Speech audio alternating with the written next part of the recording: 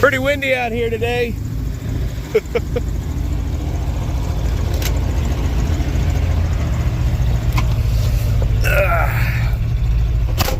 Okay, so it's Tuesday, March 26th. We're out here in the square body Chevy. Figured it'd go for a little drive right now for fun, because I'm thinking about pulling the motor on this thing tonight, getting started on that at least. I've got those old heads from the 355, the old Brodix heads, the Brodix IK 200s. I got those heads, and then I've got the old cam from the 355, which is still in good shape.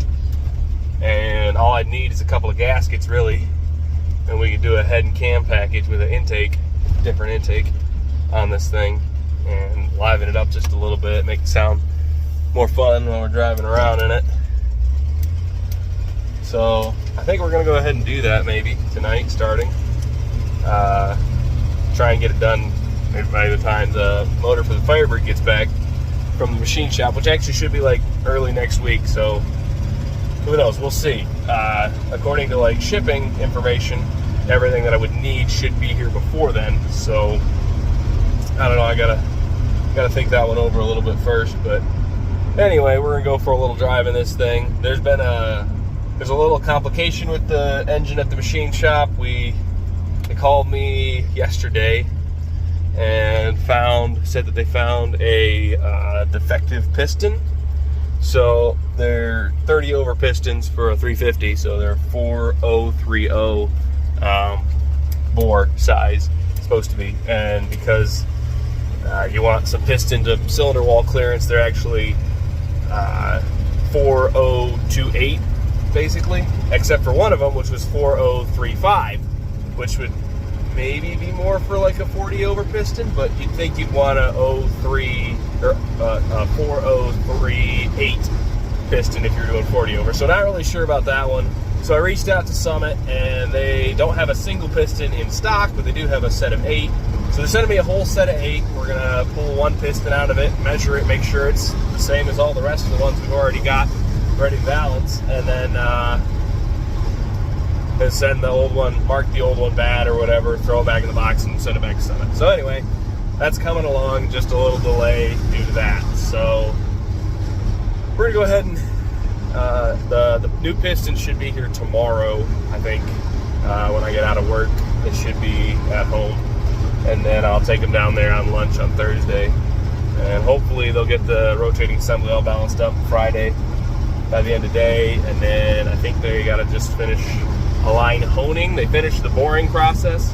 They got to finish align honing the main caps, but I think that should be done early next week, or at least by next Friday. So anyway, that's the update on the Firebird. But yeah, we're just taking a look into 85. The fuel gauge, I don't know if it's working or not. I do know that the right-hand fuel tank, which is what we're using, is extremely full. So it's possible that it could be working. I really just kind of got to drive it, run it out of gas in that tank to know for sure if the fuel gauge is working on this side. It works for the left-hand tank, but the filler neck on the left-hand tank has a rust hole in it. So if you fill it too fast, it leaks gas while you're filling it. So we've just been using the right-hand tank. Anyway, speedometer works in this thing. It's a cable drive. It's about 3 miles an hour off, which is just fine for me because these are a little bit undersized tire anyway. Well, we got oil pressure gauge works up here, battery gauge works. The coolant temp gauge doesn't work, but we've got an aftermarket one down here on the floor. The radio works, but it's got some terrible electronic interference, so it makes awful noises. So I just unplugged it, so it doesn't even come on and drain the battery at all. The dash lights I had to replace, little 194 LEDs, replaced all of those, so they light up now. And I got one headlight of the 4 headlights in the front that's burnt out that I ordered a replacement for, because I got all the wiring with that figured out, because it's got the plow on the front. So I've got it so that when you pull the light switch on, the actual truck lights come on instead of the plow lights, which is what I want anyway. But anyhow, after doing the tuning on the motor, I don't know why, for whatever reason, it loses like vacuum signal below 1,000 RPM, and it just dies no matter what you do. So, and I think if I switch the carb and put like a Holly style carburetor on it that I actually know how to tune more with, this has like an Edelbrock style, and it's only got 2 adjustment screws plus the idle screw. So I really don't know how much more I could tune this carb, but the engine loses vacuum signal beneath 1,000 RPM and just dies. So I have to have it idle at about 1,500 RPM in order for it not to die when I put it into gear. So it idles pretty high, and then once the engine warms up, it idles a little bit higher, and the choke is set good. But yeah, when it's warming up, it idles almost at 2 grand. So I don't know. We'll figure that out, but it drives. All right, I'm gonna go ahead and shut this off and get back to you when I get back home. Okay, so obviously it's nighttime now. There was a slight change of plans tonight. Wife got home from visiting with a friend after I was home from work, and we decided we were gonna go dancing tonight down in Grand Rapids at the Grand Rapids Original Swing Dance Society. So we went and did that instead of tearing down this truck. And then now I'm using it to haul hay for the horses. Had to go get some more. Anyway, let's see, but there's a bunch of hay in the bed of the truck anyway. Yeah. So it's a good thing I didn't tear it apart, because we needed some hay. So anyway, we are gonna tear this thing down, pull the motor, but I don't have any plans for tomorrow night, and so we kind of penciled it in for tomorrow to tear this thing all apart. Yeah.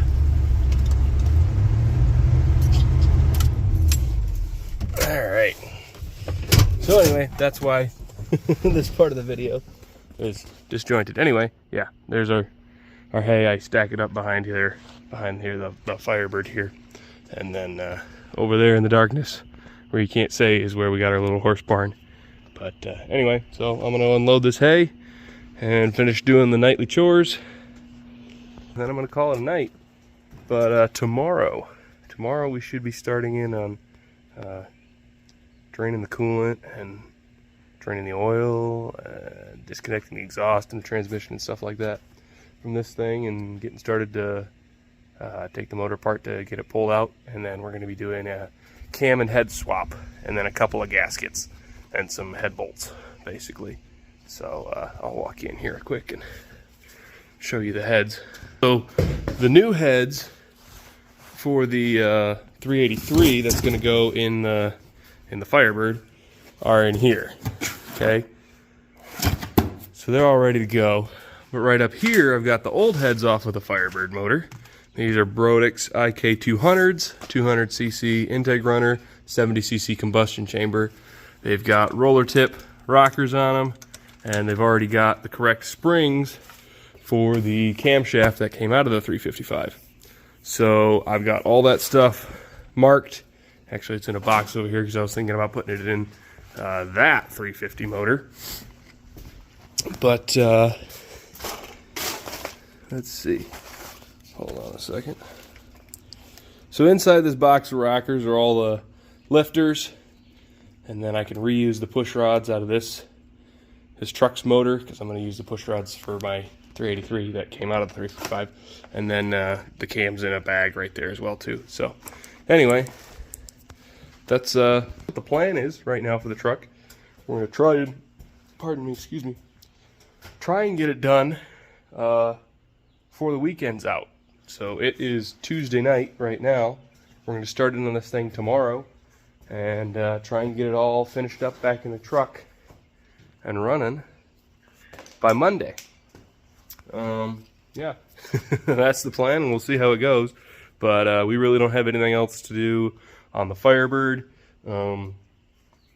Everything is really done.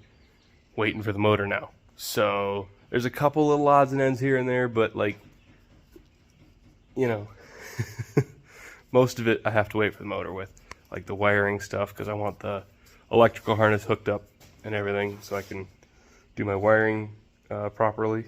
And then I guess the only other real thing that I could think of is I could swap out the U-bolts that hold up the anti-roll bar in the back. I've got different length U-bolts because the ones that got sent from BMR were too short to fit everything around. But that's really it. The transmission's done, ready to go, just needs fluid. And then obviously I need the engine back in the car so I can bolt the transmission up to it. So it's going to stay on the bench over here. And then I've got all the rest of the parts for that ready to go back in when the motor's done. And yeah, so we'll see. I got some new fuel system stuff down in here and a new license plate. We'll show that later. But we're going to do E85 on the Firebird. So not right away though.